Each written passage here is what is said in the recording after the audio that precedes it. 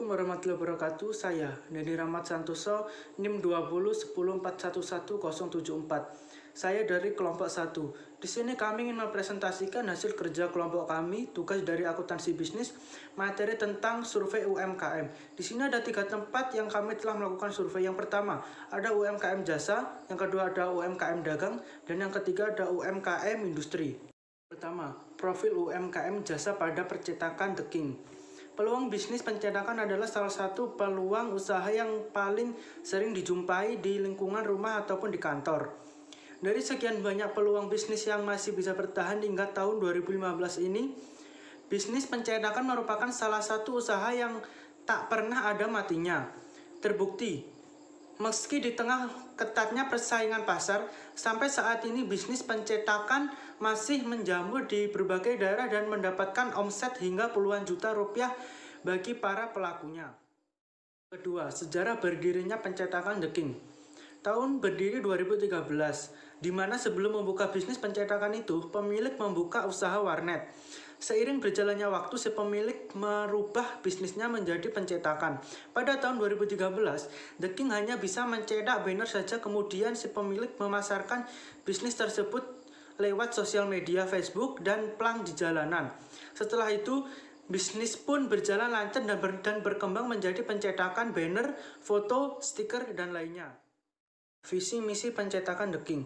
Untuk visi, yang pertama, media printing yang inovatif dan inspiratif. Untuk yang kedua, wadah berbagai ilmu tentang bisnis pencetakan. Untuk yang misi, yang pertama, menghasilkan keuntungan untuk mendukung pengembangan organisasi masyarakat dan unit usaha pencetakan. Yang kedua, memproduksi berbagai jenis barang cetakan, alat promosi, advertising, dan souvenir yang terkait dengan kebutuhan masyarakat dengan mutu dan harga yang berdaya saing tinggi melalui pengelolaan yang profesional demi kepuasan pelanggan. Yang ketiga, menjalin kemitraan kerjasama dengan stakeholder yang paling menguntungkan. Yang keempat, memberikan perhatian yang tulus kepada masyarakat melalui penciptaan lapangan kerja, dukungan pembinaan sosial dan lingkungan. Sekian presentasi dari saya akhiri. Wassalamualaikum warahmatullahi wabarakatuh. Assalamualaikum warahmatullahi wabarakatuh. Nama saya Syarifah Fideliandarini, NIM 2010411075. Di sini saya akan menjelaskan tentang tujuan daerah pemasaran dan saluran distribusi UMKM jasa percetakan The King. Tujuan percetakan The King. Yang pertama, mendukung visi dan misi holding. Yang kedua, menguasai pasar penjualan belangko undangan daerah Bondawasa dan sekitarnya. Yang ketiga, mengembangkan pasar baru percetakan dan digital printing, seperti banner, stiker, cetak foto, dan semacamnya. Yang keempat, menjual jasa desain, digital printing, dan percetakan. Yang kelima, mendapatkan keuntungan yang signifikan dari semua kegiatan produksi yang dikerjakan tersebut. Daerah pemasaran. Daerah pemasaran percetakan The King yaitu yang pertama, kepada pedagang. Yang kedua, kepada perkantoran. Yang ketiga, kepada sekolah. Saluran distribusi. Saluran distribusi percetakan The King itu dengan distribusi perusahaan dapat menyalurkan produknya langsung ke tangan konsumen. Dalam menentukan saluran distribusi yang akan digunakan, The King harus dapat memilihnya secara selektif, sehingga proses penyaluran produk tangan konsumen dapat berjalan dengan lancar. Karena kesalahan dalam pemilihan saluran distribusi akan memperlambat bahkan akan sangat menghambat penyaluran produk dari produsen ke konsumen. Assalamualaikum warahmatullahi wabarakatuh. Saya Yudin Kusumawati, NIM 2010411079. Di sini saya akan menjelaskan strategi pemasaran. Pemasaran yang dilakukan oleh The King adalah strategi bauran pemasaran marketing mix, yaitu 7P. Yang pertama, produk yang mereka tawarkan sangat bervariasi dan berkualitas. Dibagi menjadi 2 kategori, yaitu produk printing dan produk promosi. Yang kedua ada price atau harga yang ditawarkan sesuai dengan spesifikasi barang dan jumlah dan banyaknya barang. Namun harganya tetap bersaing dalam bisnis percetakan. Yang ketiga ada tempat atau place yang mereka pilih sangat strategis, yaitu berada di pinggir jalan raya yang dilalui oleh kendaraan umum. Yang keempat ada promosi atau promotion. Mereka melakukan dua hal, yaitu advertising dan personal selling. Yang keempat ada orang atau people. Yang ketiga ada aspek produksi, yaitu bahan baku. Yang dibutuhkan dari bahan baku adalah tinta digital printing. Yang kedua media digital painting. Yang ketiga media cutting stiker. Yang keempat display banner. Yang kelima perlengkapan mesin. Dan yang keempat ada aspek sumber daya manusia. Pada jam kerjanya Senin sampai Minggu pukul 8 sampai 12 malam. Sistem upahnya digaji per bulan dan di akhir bulan. Jumlah tenaga kerja, kasir ada 2 orang, desainer ada 7 orang, dan operator ada 8 orang.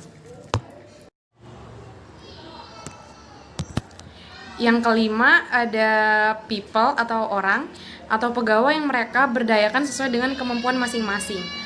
Yang keenam memiliki sarana fisik atau physical evidence yang baik. Dan yang terakhir adalah proses yang dilakukan dengan bertahap sehingga dapat menghasilkan kualitas yang baik dan memuaskan konsumen. Untuk saat ini strategi bauran pemasaran yang dilakukan cukup baik. Assalamualaikum warahmatullahi wabarakatuh. Nama saya Nabila Salsabila, NIM 20104111080. Di sini saya akan menjelaskan tentang UMKM dagang pada outlet Lesalat Banyuwangi. Sejarah berdirinya pada tahun 2018 dengan alasan karena di sekitar lingkungan pemilik belum ada yang menjual salad buah. Kemudian pemilik mencoba hal baru, yaitu dengan meracik resep salad buah yang ternyata disukai banyak orang hingga saat ini. Lesalat juga memiliki visi dan misi. Visinya yaitu selalu menjadikan Lesalat sebagai the best salad in town, yang artinya dimanapun tempatnya akan selalu menjadi merek salad nomor 1. Misi yang pertama menyediakan produk serta pelayanan yang terbaik. Yang kedua, memberikan inovasi produk, mendengar setiap kritik dan saran dari pelanggan guna meningkatkan kualitas dan pelayanan yang terbaik. Lesalat juga memiliki tujuan yaitu untuk menambah penghasilan dan juga untuk menciptakan lapangan pekerjaan bagi masyarakat sekitar. Sekian dari saya, terima kasih. Assalamualaikum warahmatullahi wabarakatuh. Nama saya Dianur Wayuni, NIM 20104111082. Jelaskan tentang aspek pemasaran dan aspek operasional usaha. Aspek pemasaran yang pertama daerah pemasaran. Daerah pemasaran Lesalat Banyuwangi sementara ini masih di kota Banyuwangi dan kota Kalimantan. Selanjutnya akan di kota lainnya. Yang kedua ada saluran distribusi. Saluran distribusi ini melalui kurir dan dijual di tempat. Yang ketiga ada strategi pemasaran.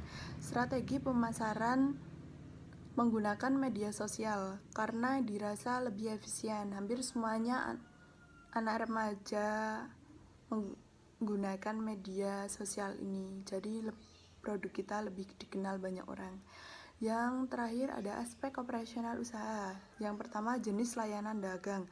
Jenis layanan dagang Lesalat Banyuwangi yaitu langsung memasarkan kepada konsumen dengan memberikan pelayanan yang terbaik. Yang kedua ada alur proses dagang. Yang pertama prosesnya 1. Siapkan buah-buah yang berkualitas. Siapkan buah melon, apel, pepaya, bengkoang, dan nanas. Lalu kupas kulitnya. Kedua, kemudian potong-potong semua buah menjadi bagian yang lebih kecil.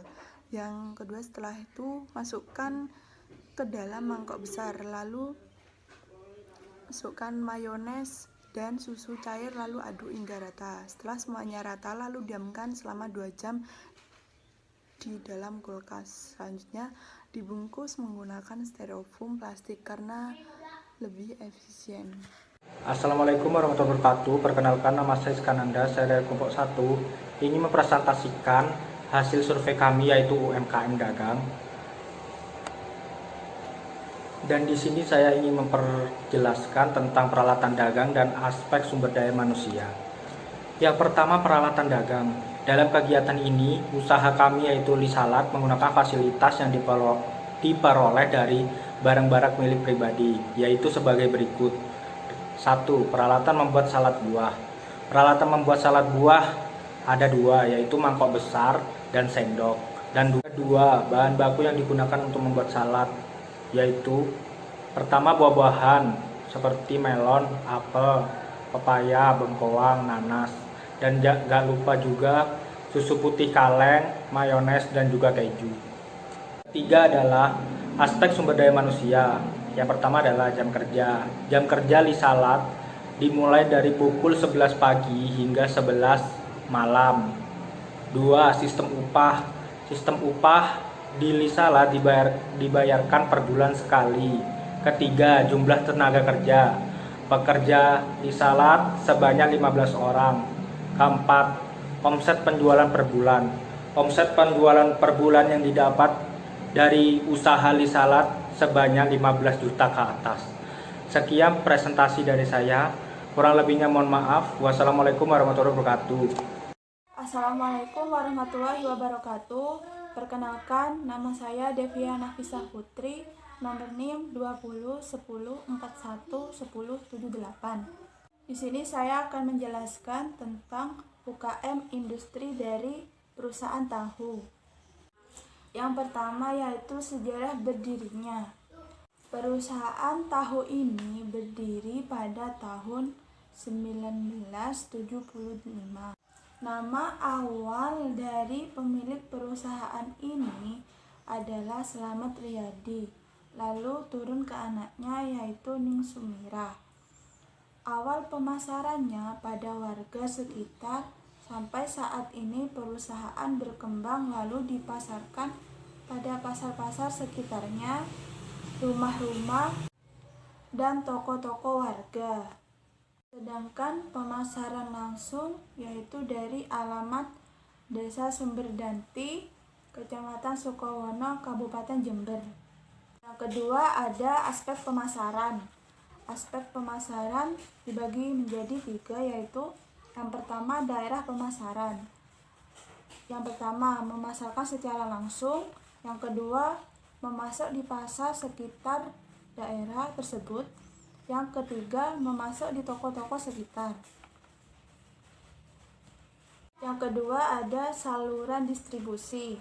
Yang pertama produsen ke konsumen sama dengan jual di tempat langsung. Yang kedua produsen atau pengecer ke konsumen sama dengan di pasar atau toko-toko sekitar.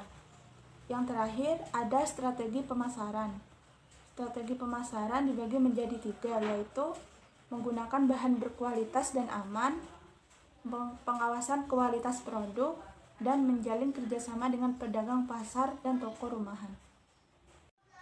Sekian dari saya. Wassalamualaikum warahmatullahi wabarakatuh. Assalamualaikum warahmatullahi wabarakatuh. Sebelumnya perkenalkan, nama saya Eva Ana Fitria, nomor NIM 2010411076. Di sini saya akan menjelaskan dari UMKM industri, yaitu pada bagian aspek produksi. Yang pertama yaitu bahan baku dan bahan penolong dari produksi tahu. Pada umumnya sama saja seperti tahu biasa, yaitu bahan bakunya adalah kedelai yang berkualitas dan bahan penolongnya berupa cuka dan air. Yang kedua dari aspek produksi yaitu proses produksi. Proses produksi di industri tahu ini sebenarnya sama saja seperti proses produksi tahu pada pabrik-pabrik lainnya. Yang pertama yaitu kita harus memilih kedelai yang berkualitas, kemudian kita cuci sampai bersih, lalu kita rendam kurang lebih selama 8 jam. Setelah kita rendam, kemudian kita bersihkan lagi kedelai tersebut, lalu kita tumbuk kedelai tersebut sampai menjadi seperti halus. Lalu kedelai yang telah kita tumbuk tadi kita rebus dan kita masak kurang lebih di suhu 70 derajat sampai dengan 80 derajat. Kemudian setelah direbus, kita saring kedelai tersebut sampai membentuk endapan. Nah, endapan itu kita taruh di dalam cetakan. Kemudian di atasnya kita kasih beban agar endapan tersebut menjadi padat. Kemudian keluarkan dari cetakan, lalu kita potong-potong sesuai dengan ukurannya. Yang ketiga yaitu peralatan produksi. Peralatan produksi berupa yang pertama ada ember, kemudian yang kedua ada saringan tahu, yang ketiga ada alat pemotong dan penggiling kedelai.